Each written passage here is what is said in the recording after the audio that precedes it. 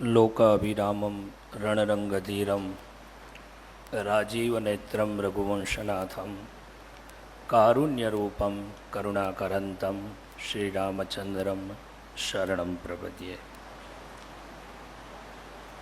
सबसे पहले तुलसीदास जी के पावन तपस्थली को नमन करते हुए प्रिय बापू को प्रणाम, जगत गुरु शंकराचार्य सतवा बाबा को प्रणाम करते हुए सब महापुरुषों को नमन करते हुए आज क्या बताऊं, क्योंकि भाव प्रकट करना है मेरे को। 10 मिनट मिली है और बापू के सामने बोलना 10 जन्म लगेगा मेरे को, ऐसा लग रहा। क्योंकि 10 मिनट 9 दिन की कथा कर सकते हैं, लेकिन 9 मिनट तक बापू के सामने बोलना बहुत कठिन होता है। मानस में 4 घाट की चर्चा महापुरुष पुण्य श्लोक सब करते हैं। आप सब जानते हैं शिव और पार्वती जी का संवाद कैलाश में ज्ञान घाट का संवाद है। वहाँ ज्ञान की चर्चा हो रही है। ये बताता है कि राम के पास पहुँचने के लिए ज्ञान से भी व्यक्ति जा सकते हैं। दूसरा घाट प्रयागराज में हुआ,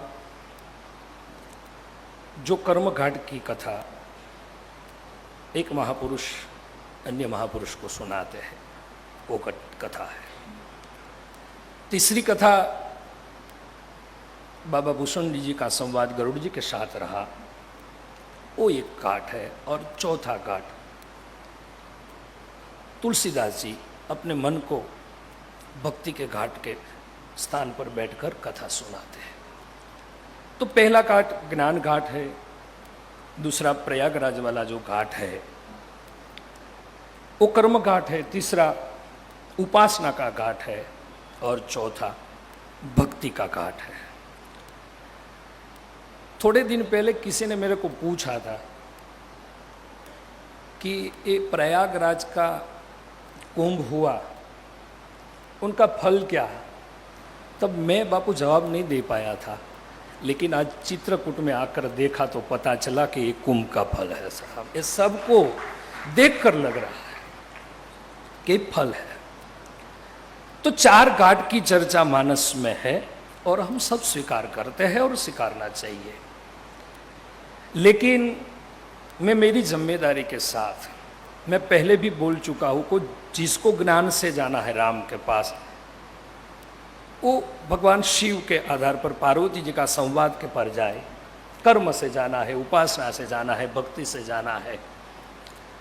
लेकिन मेरे को एक घाट और मानस में आ रहा है और वो है प्रेम घाट, जो तलगाजड़ा में त्रिभुवन दादा के चरण में बैठकर पूज्य बापू ने हासिल किया।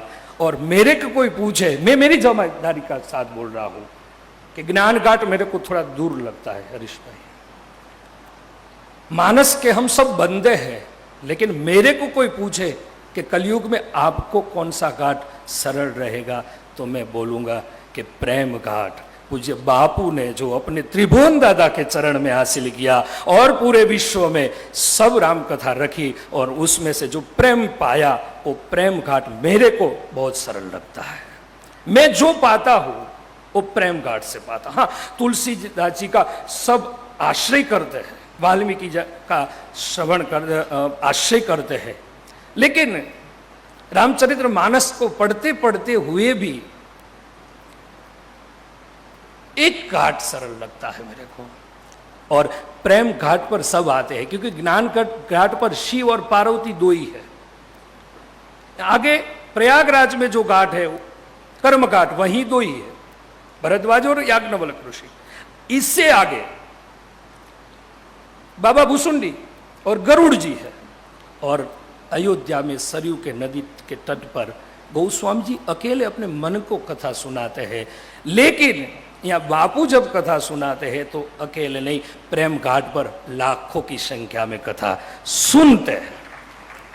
दूसरी बात ये मेरे को मानस में आ रही है कि शिव और पार्वती जी का जो संवाद है, भीतर से देखे तो गुरु शिष्य का संबंध हो न हो मेरे को वो मालूम नहीं है। शिव और पार्वती जी का संबंध हम देखें तो पति पत्नी का संबंध है। वहां आगे जाए तो दो ऋषि का संवाद है। इससे आगे जाए तो संशय लेके गए थे गरुड़ जी और काकभूषण जी के साथ संवाद हुआ।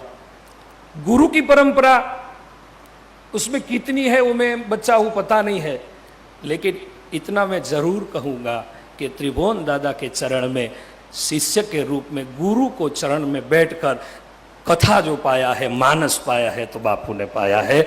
और ये गुरु परंपरा की कथा मेरे मानस में आ रही है। हाँ, कोई अतिशयोक्ति नहीं है। मैं बार बार बोल रहा हूं आपको कि मेरे मानस में जो, मेरे मन में विचार जो आ रहा है वही विचार है कि हम प्रेम के घाट पर बैठे, और जहां प्रेम होता है वहीं लोग इकट्ठे हो। इसीलिए तो कबीर ने कहा है, प्रेम प्रेम क्या करे जाय यमुना के तीर, एक गोपी के प्रेम में लाखों बह गए कबीर। ऐसे मैं थोड़ा बता दूं कि प्रेम प्रेम क्या करे, अभी जाए बापू के पास। साहिब, आपका प्रेम को अनुभूति, कल कोई बोल रहे थे ना कि सबका स्वीकार करते हैं, और स्वीकार तभी होता है कि जिसके पर जो प्रेम बरसाता है, जिनके आंख में करुणा हो, जिनके हृदय में प्रेम हो, उनके पास सब जाते हैं।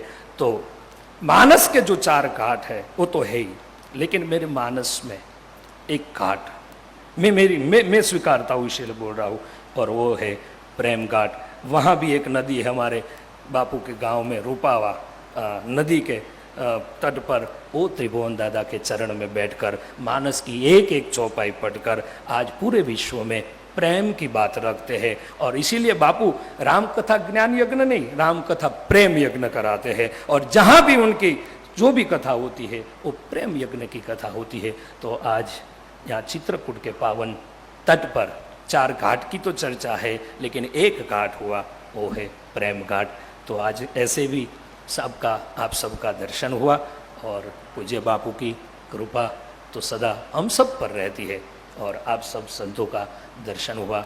विशेष मैं कुछ कहने के लिए नहीं आया था, केवल भाव व्यक्त करने के लिए आया था। इसीलिए आप सबको, और बात बता दूं कि ये जो जन्म जयंती के पावन अवसर पर इतने मानस के जो भी वक्ता आ रहे हैं, जो हमको दे रहे हैं, वो इतना प्रसाद के रूप नहीं, अमृत के रूप में हम पा रहे हैं।